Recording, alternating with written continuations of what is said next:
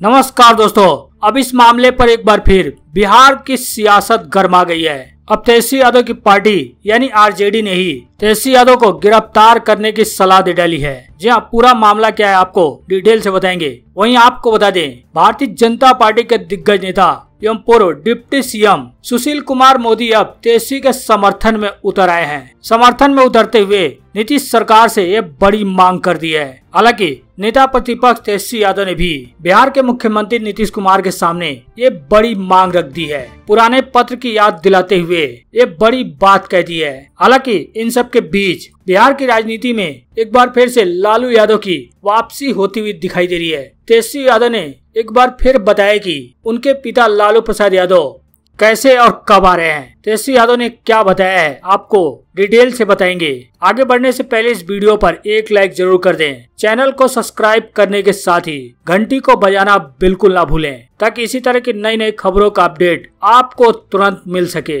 जी दोस्तों, एक बार फिर बिहार में राजनीतिक सरगर्मियां तेज हो गई हैं, जहां उनकी पार्टी ने ही यानी आरजेडी ने ही तेजस्वी यादव को गिरफ्तार करवाने की सलाह दे दी है। हालांकि क्या है मामला आपको डिटेल से बताएंगे, लेकिन आपको बता दें बिहार की राजनीति में लालू प्रसाद की वापसी जल्द हो सकती है। तेजस्वी यादव ने इस बात को एक बार फिर दोहराया है। जी हाँ, उनके छोटे बेटे और बिहार विधानसभा के नेता प्रतिपक्ष तेजस्वी यादव ने लालू यादव के बिहार आने के संबंध में एक बार फिर जानकारी साझा की है। उन्होंने बताया कि लालू प्रसाद यादव की तबीयत में लगातार सुधार हो रहा है। डॉक्टरों का कहना है कि अगर ऐसा ही रहा तो वे 2-3 सप्ताह में बिहार आकर राजनीतिक रूप से सक्रिय हो जाएंगे। जैसा कि आपको बता दें, फिलहाल लालू प्रसाद यादव दिल्ली में रहकर भी बिहार की राजनीति पर उनकी पूरी तरह से नजर गड़ी हुई है। वहीं ट्विटर पर भी राजनीतिक रूप से लालू प्रसाद यादव लगातार सक्रिय रह रहे हैं और बिहार की जनता की समस्याओं के लिए लगातार आवाज उठाते हैं। हालांकि लंबे समय से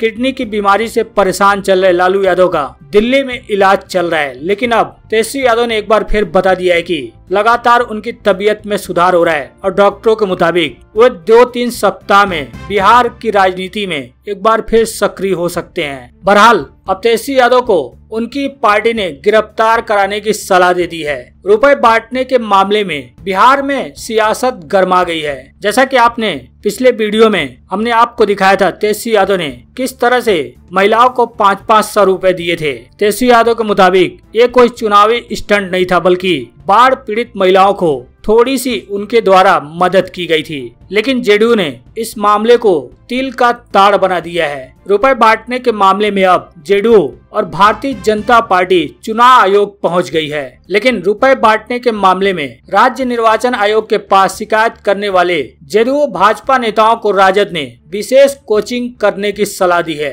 राजद प्रवक्ता ने कहा है कि जेडीयू और भाजपा के नेताओं को आचार संहिता की जरा भी समझ नहीं है। अगर उन्हें लगता है कि तेजस्वी ने गलती की है तो उन्हें गिरफ्तार करवा लिया जाए। जहां पूरा मामला गोपालगंज जिले के बैकुंठपुर में नेता प्रतिपक्ष द्वारा कुछ महिलाओं को रुपए बांटने से संबंधित है। खुद राजद ने अपने फेसबुक अकाउंट पर इसका वीडियो अपलोड किया था। अब भारतीय जनता पार्टी और जेडीयू ने इसे आचार संहिता का उल्लंघन माना। अब इस पे राजद के प्रदेश प्रवक्ता चितरंजन गगन का कहना है कि चुनाव आयोग द्वारा चरणवार आचार संहिता लागू की गई है। नेता प्रतिपक्ष का वीडियो जहां का है वहां दिसंबर में चुनाव है, इसलिए वहां अभी आचार संहिता नहीं लगी है। साथ ही पंचायत का चुनाव नहीं तो दल के आधार पर हो रहा है और ना तेजस्वी पंचायत चुनाव लड़ने जा रहे हैं, इसलिए यह वीडियो कहीं से भी आचार संहिता का उल्लंघन नहीं है। आरजेडी नेता का कहना है कि सरकार की सहायता जिन जरूरतमंदों तक नहीं पहुंच रही है, उन्हें नेता प्रतिपक्ष द्वारा मदद पहुंचाना यदि भारतीय जनता पार्टी और जेडीयू की नजर में गलत है तो सरकार उन्हीं की है, तो तेजस्वी यादव को गिरफ्तार कर लें। हालांकि इस मामले पर राज्य निर्वाचन आयोग सचिव मुकेश सिन्हा का कहना है कि पंचायत चुनाव में पैसे बांटने की शिकायत मिलने पर आयोग संज्ञान लेगा। संबंधित जिला अधिकारियों से जांच कराई जाएगी और जांच के बाद देखा जाएगा कि आदर्श आचार संहिता का उल्लंघन का मामला बनता है कि नहीं। दरअसल जेडीयू नेता नीरज कुमार ने तेजस्वी यादव पर आदर्श आचार संहिता उल्लंघन करने का आरोप लगाया है। उन्होंने चुनाव आयोग को चिट्ठी भेजकर इस बात की शिकायत की है। इसी पर राजद के प्रवक्ता चितरंजन गगन ने जवाब देते हुए कहा है कि अगर तेजस्वी यादव ने किसी तरह से गलत किया है तो अगर ये जेडीयू भारतीय जनता पार्टी को गलत लगता है तो सरकार जेडीयू की है, तेजस्वी यादव को गिरफ्तार कर लें। वहीं आपको बता दें, अब तेजस्वी के समर्थन में भारतीय जनता पार्टी के दिग्गज नेता एवं पूर्व मुख्यमंत्री सुशील कुमार मोदी भी उतर आए हैं। उन्होंने नीतीश सरकार से ये बड़ी मांग कर दी है। जहां आपको बता दें, बिहार के पूर्व मुख्यमंत्री सुशील कुमार मोदी ने तेजस्वी यादव के समर्थन में उतरते हुए खुलेआम नेता प्रतिपक्ष की मांग को जायज ठहराया है। उन्होंने कहा कि पूर्व केंद्रीय मंत्री रामविलास पासवान ने बिहार के विकास और राष्ट्रीय राजनीति में जो बड़ी भूमिका निभाई, उसे देखते हुए पटना में उनकी प्रतिमा लगनी चाहिए। उन्होंने दलितों को आगे बढ़ाने के लिए लगातार संघर्ष किया, लेकिन कभी नफरत की राजनीति नहीं की। उनकी जयंती पर राजकीय समारोह होना चाहिए। उन्होंने ट्वीट करते हुए लिखा कि रामविलास पासवान एनडीए राजनीति के प्रमुख शिल्पी थे। उन्होंने अटल बिहारी वाजपेयी और नरेंद्र भाई मोदी की यशस्वी सरकारों में रहकर देश की सेवा की। रेल मंत्री के रूप में उनके योगदान को बिहार कभी नहीं भुला सकता है। उन्होंने लिखा कि रामविलास पासवान ने बिहार के विकास और राष्ट्रीय राजनीति में जो बड़ी भूमिका निभाई है, उसे देखते हुए पटना में उनकी प्रतिमा लगनी चाहिए। अगले ट्वीट में सुशील कुमार मोदी ने लिखा कि वर्ष 1977 में आपातकाल हटने के बाद पहले संसदीय चुनाव में रामविलास पासवान ने सबसे ज्यादा मतों के अंतर से जीतने का रिकॉर्ड बनाया था। ऐसे लोकप्रिय नेता की पहली बरसी पर सभी दलों और वर्गों के लोग उन्हें श्रद्धांजलि अर्पित करेंगे। इस पर राजनीति नहीं होनी चाहिए। बता दें कि नेता प्रतिपक्ष तेजस्वी यादव ने लोजपा के संस्थापक रामविलास पासवान एवं पूर्व केंद्रीय मंत्री रघुवंश प्रसाद सिंह की स्मृति में राजकीय समारोह मनाने का आग्रह किया था। साथ ही राज्य में दोनों नेताओं की प्रतिमा स्थापित करने की भी मांग की है। तेजस्वी ने इसके लिए शनिवार को मुख्यमंत्री नीतीश कुमार को पत्र भी लिखा है। तेजस्वी ने कहा कि रघुवंश प्रसाद सिंह एवं रामविलास पासवान महान विभूति होने के साथ साथ प्रखर समाजवादी नेता थे। दोनों ने अपने सामाजिक सरोकारों और सक्रिय राजनीति के जरिए बिहार की उल्लेखनीय सेवा की। दोनों ऐसे सपूत थे जिनके व्यक्तित्व एवं कृतित्व से हम सभी बिहारवासी ऋणी रहेंगे। तेजस्वी यादव ने एक पुराने पत्र की भी याद दिलाते हुए कहा कि निधन से पहले रघुवंश प्रसाद ने मुख्यमंत्री को पत्र लिखकर अंतिम इच्छा व्यक्त की थी। विश्वास जताया कि सरकार उनकी मांगों को पूरा करने के लिए जरूरी कदम उठा रही होगी। कहा कि उनकी अंतिम इच्छाओं को सम्मान देना ही उनके प्रति सच्ची श्रद्धांजलि होगी। अब सुशील कुमार मोदी, जो कि बिहार के पूर्व डिप्टी सीएम रह चुके हैं, अब उन्होंने तेजस्वी यादव की इसी मांग को जायज ठहराते हुए तेजस्वी यादव का समर्थन किया है और कहा कि तेजस्वी यादव ने जो भी कहा है वो बिल्कुल सही है। इस पर राजनीति नहीं होनी चाहिए। इन नेताओं की प्रतिमा लगनी चाहिए। साथ ही इनकी जयंती पर राजकीय समारोह भी होना चाहिए। वहीं आपको बता दें, लालू यादव ने नीतीश सरकार पर तंज कसा है। तंज कसते हुए कहा कि नीतीश कुमार ने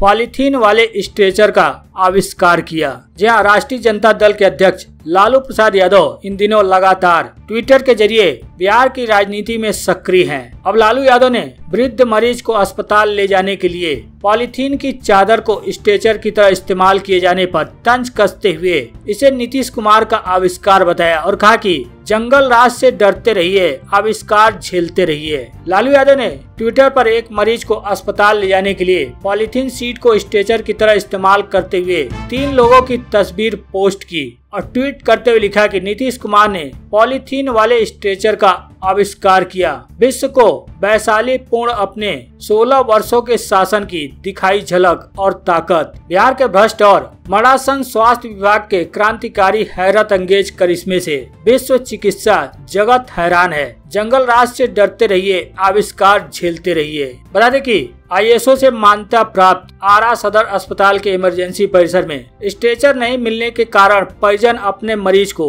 ओपीडी स्थित सिटी स्कैन सेंटर में इमरजेंसी वार्ड में लाते नजर आए। बताया जाता है कि मरीज इमादपुर थाना क्षेत्र के बिहटा गांव निवासी स्वर्गीय विश्वनाथ पंडित की 80 वर्षीय पत्नी झुलझारो कुंवर है। इस संबंध में ही उक्त मरीज के बेटे ने बताया कि शुक्रवार की सुबह उसकी मां घर में ही फिसल कर गिर गई थी। इसके बाद उन्हें आनन फानन में इलाज के लिए तरारी रेफर अस्पताल ले जाया गया, जहां डॉक्टर ने बताया कि उन्हें ब्रेन हेमरेज हो गया है। अब इसी पर लालू यादव ने तंज कसा कि नीतीश कुमार ने पॉलीथीन वाले स्ट्रेचर का आविष्कार किया है। वहीं आपको बता दें, बिहार पंचायत चुनाव की तारीख नजदीक आती जा रही है। अब राज्य निर्वाचन आयोग ने निर्देश दिया है कि वोटिंग के दिन मंत्री व विधायक दौरे नहीं कर पाएंगे। उनके दौरे पर आयोग ने रोक लगा दी है। जहां बिहार के 63 पंचायत चुनाव को लेकर माननीय मंत्रियों और विधायकों के चुनाव क्षेत्र में प्रवेश पर रोक लगा दी गई है। सरकारी कार्यक्रमों के तहत वे सिर्फ शहरी क्षेत्रों या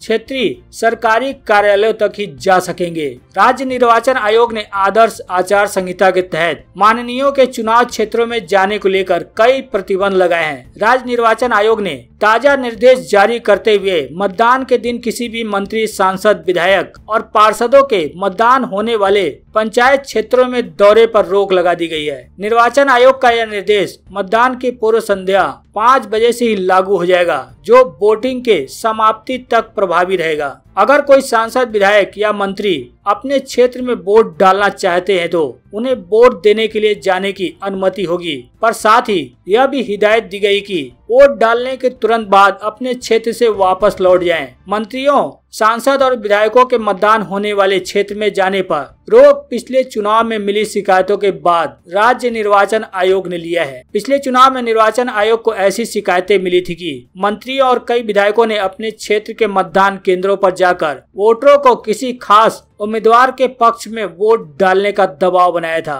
साथ ही सरकारी वाहनों और सुरक्षा कर्मियों के साथ इन जन प्रतिनिधियों द्वारा पहुंचकर दबाव बनाने की भी शिकायत आयोग को मिली थी। इन तमाम शिकायतों का संज्ञान लेते हुए ही राज्य निर्वाचन आयोग ने सांसदों, विधायकों, पार्षदों और मंत्रियों के दौरे पर रोक लगा दी है। और साथ ही चुनाव आयोग ने यह निर्देश दिया है कि इस नियम का उल्लंघन करने वाले जन प्रतिनिधियों पर आईपीसी धारा 188 के तहत कानूनी कार्रवाई की जाएगी। हालांकि चुनाव आयोग का यह निर्णय काफी अच्छा माना जा रहा है, क्योंकि कई जगहों पर ऐसा देखा गया है कि नेताओं, मंत्रियों, विधायकों, सांसदों के निर्वाचन क्षेत्र में जिस दिन वोटिंग जहां पर होती है वहां जाने से कहीं न कहीं वोटिंग प्रक्रिया प्रभावित होती है। इसलिए निर्वाचन आयोग ने ऐसा प्रतिबंध लगा दिया है।